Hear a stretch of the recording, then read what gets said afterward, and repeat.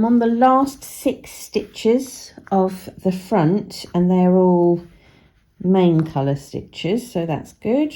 1, 2, 3, 4, 5 and 6. And where that's put me on my chart, can I zoom at all? Oh, I can zoom, look at that.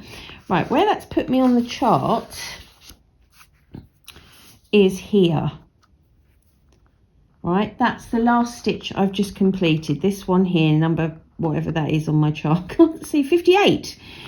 And you will notice that I've got this red line coming up, but 1 stitch before it. Now what that means is we are going to mirror on this side. Let me zoom out again. We're going to mirror on this side what is going on this side. If you remember, we put that little stitch mark between the last 2 picked up stitches. This time we're going to put the little stitch marker between the first 2 picked up stitches. So we're going to repeat what we did on the other side, on this side of the heel one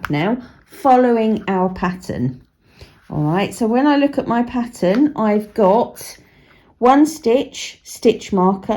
main colour stitch marker, and then 1, 2, 3, 4, 5 main colour, and then I just repeat my pattern all the way through. Right, before we start, just a reminder, because we're going to be working a big long stretch of main colour here, just make sure you've carried your contrast colour. I've carried mine into the last sort of stitch so that there's not too much of a float.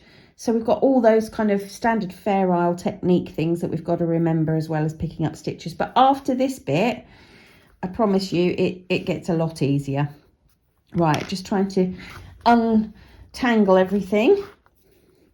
Right, we're ready to go. So I'm going to be using my DPN again, and I'm going to be picking up in the back of the stitches, just as I did on the other side, and knitting into the back of them. So that is stitch number 1.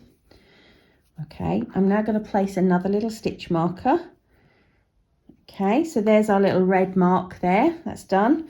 And I'm now going to pick up stitch number 2. Now, although this is stitch number 2, this is stitch number 1 of our standard repeat, all right, of our standard 5 main, 1 contrast. I think you'll understand what I mean there. So here's 3, here's 4, here's 5, and now I'm going to do 1 contrast, and I'm just going to be following that pattern until I've picked up all the stitches I need to pick up. All right, so just do that, see when I've done it all. Okay, and this little needle's getting in the way, but this is the last stitch I'm picking up.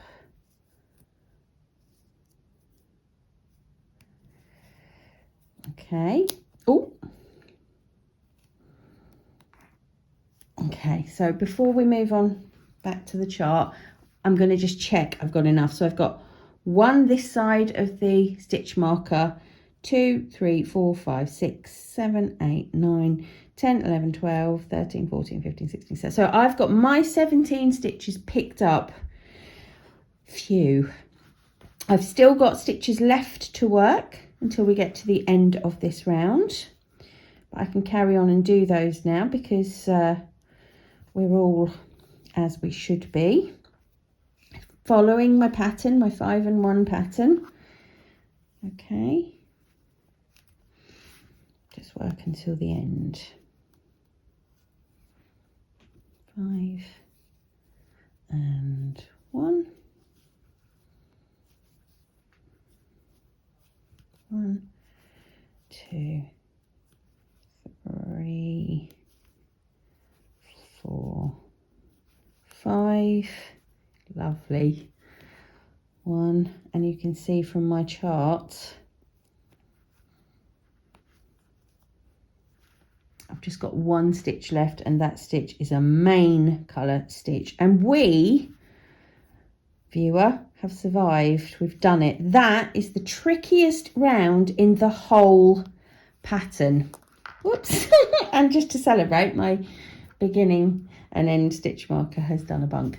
So that is the trickiest one of the whole pattern. From now on, it gets an awful lot easier. I'm going to take you through a couple more rounds and then plain sailing.